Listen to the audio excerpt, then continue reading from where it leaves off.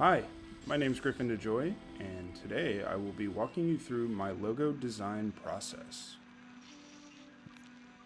The logo we'll be working with for this example is for a country music band called Mighty Swell.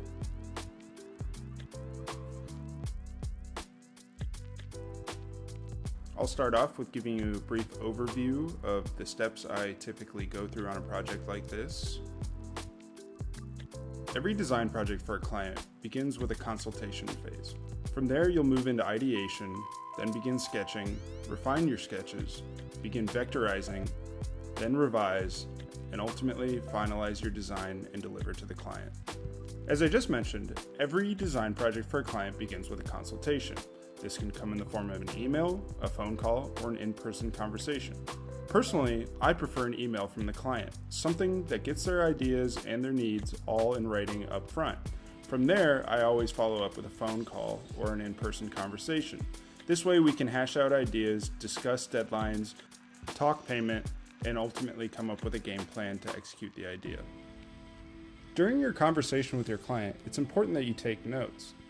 Write down things that they like and things that they don't like, comments they make during the conversation, ideas that come to mind, anything really.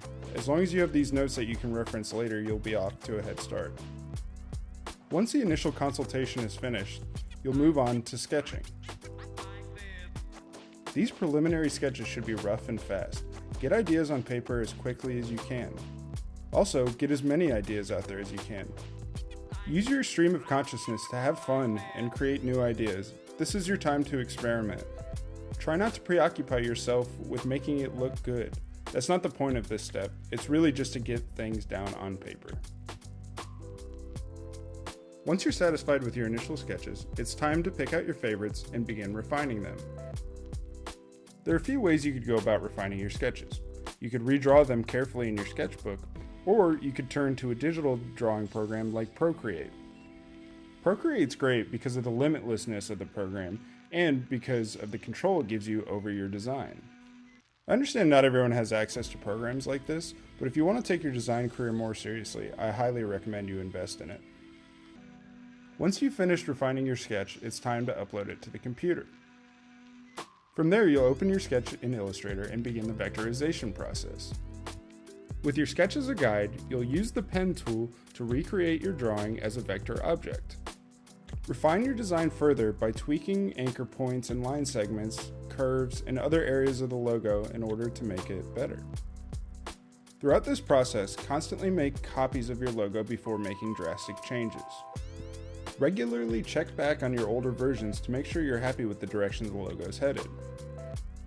By the time you finish this process, your artboard should be filled with a bunch of different versions of the logo, but ultimately one that you're satisfied with. This is the first version of the logo that you'll deliver to the client for their review. Once you receive their feedback, begin to revise your logo accordingly. This process can be difficult and you may not always like their feedback, but try to remember that you're doing this for them. This is their product, not yours. Though sometimes it's okay to push back a little bit as long as you feel comfortable as a professional designer. Once the client's needs are satisfied and they're happy with the final logo, it's time to package everything together. Whenever I make a logo, I always try to include a variety of lockups. These are variations of the logo that work better in different scenarios. These include things like a vertical version, a horizontal version, or an icon, something that can be used on their profile pictures on social media.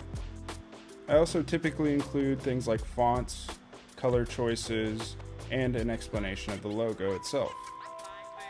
I also include mock-ups of the logo in context that makes sense for the business.